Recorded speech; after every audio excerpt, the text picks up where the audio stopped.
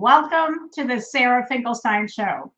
Today is February 12th, 2022, and you know what's coming up real soon. Let me pull this up. Valentine's Day is coming up in just 2 days. I saw at Walmart they had this tremendous amount of roses for sale. Wow, all different colors, pink and red and white and yellow. And flowers are so famous for Valentine's Day. Our topic this evening is, how do you show your love? So, of course, there are different types of love. There's the love that you have for your pet. And this is Lucky, our Shih Tzu Havanese, who is 8 years old. And we inherited Lucky when my mother-in-law passed away a couple of years ago. And you know what? I never wanted to have a fur baby. I just didn't. And now that we have Lucky, he is the sweetest little doggy that I have ever met. And he's so lovable and he's so friendly and he's just so cute. When I talk to him, he cocks his head to the side like he's really listening to me. Before we had Lucky, for most of my life, since the age of 12, I've had birds. For the most part, parakeets, and then a, a couple of cockatiels. My very first bird was a parakeet, and he was blue. So I naturally named him Birdie Blue. My husband teases me about that because he thinks it is so unoriginal. And it probably is, but that's all I could think of. And through the years, I've had numerous parakeets, and they're so cute, and it's nice to watch them play and move around. And some of them I've even had come out of the cage to play. So there's all different types of love. People will spend a ton of money on their pets. What other kinds of love are there? Well, there's the kind of love that you have for your friends, where you have each other's back. You're there to help one another. You're there to listen in times of need and to help out with favors and to do things together, whether it be going to the movies or out to dinner or just spending time together chatting. And of course, there's romantic love, the kind of love that you have with a mate, a boyfriend, a girlfriend, a spouse. That romantic love is a very important part of one's life. Not to say that being single is anything wrong with that. And how about the love that grandparents have for their grandchildren and vice versa? The special bond that exists between grandchildren and their grandparents. I know grandparents who were so delighted to become grandparents, couldn't wait for it, and are delighted to spend time with their grandchildren. Here's a quote I love: grandchildren are a blessing from above. And if you're a grandparent, you could probably relate to that statement. Have you ever heard, or has anyone ever told you that money is the root of all evil, that the love of money is the root of all evil. But you know what? Money could be used for to do so much good. Isn't that true? I mean, aren't there hundreds of different charities that do good for people? So money can definitely be used to do good. Good, right? Mark Twain said that the lack of money is the root of all evil. And if you've joined us one day earlier this week, you heard me talking about the importance of money.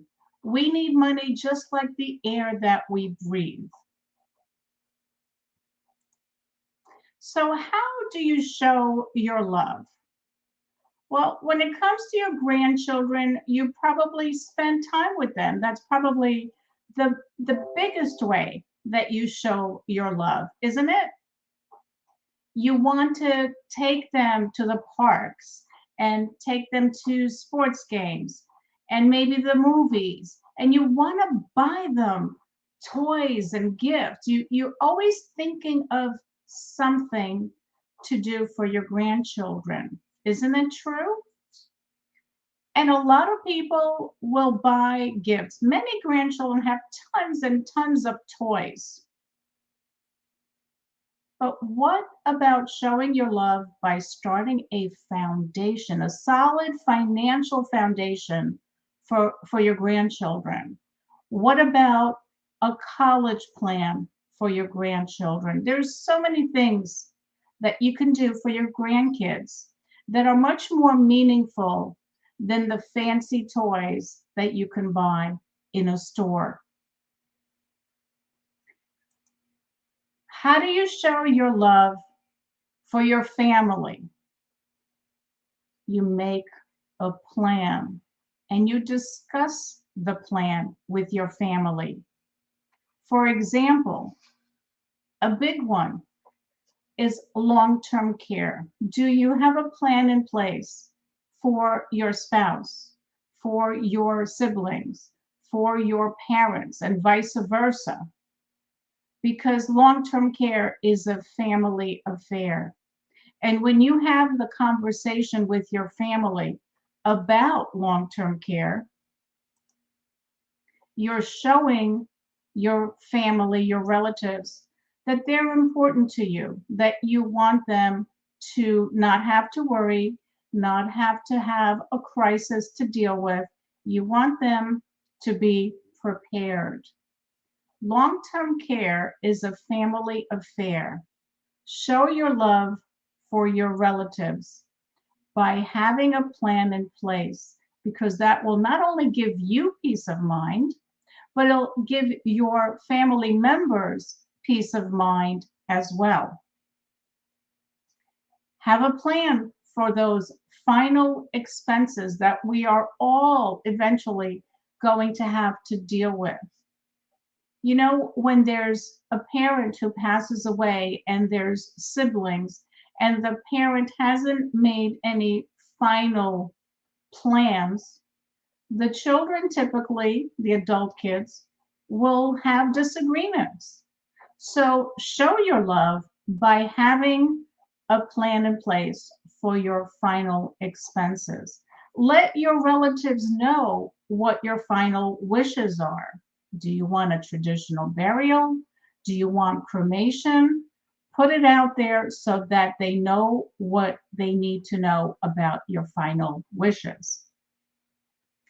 And for your adult children and adult grandchildren, do they have a Roth IRA in place? Show your love by having this conversation and helping them to get started with a Roth IRA. Urge them to do it while it's still available to them. And you know, a Roth IRA grows tax free. So you don't get a tax deduction on that contribution, but you get the growth tax free. Now that's huge, Because if you're contributing, or your children or relatives are contributing to a Roth IRA for 30 or 40 years, that's going to be a big sum of money with the growth that you, whoever, will never have to pay taxes on. So do that. And by the way, April 15 is the deadline for making a contribution for last year, for 2021. So if you or your relatives have not yet made your 2021 contribution, you still have a couple of months to get it done. So there's so many things that you can do to your friend, for your friends, for your relatives, to show your love, to show that you care about them, you care about their well-being, their financial well-being. You can find the Sarah Finkelstein Show on iHeartRadio, SoundCloud, Spotify, on our website, signatureadvisorygroup.com. You can find it on LinkedIn. And if you have questions about anything, feel free to reach out. We enjoy helping people reach their financial goals, get to retirement, and once there, to stay retired.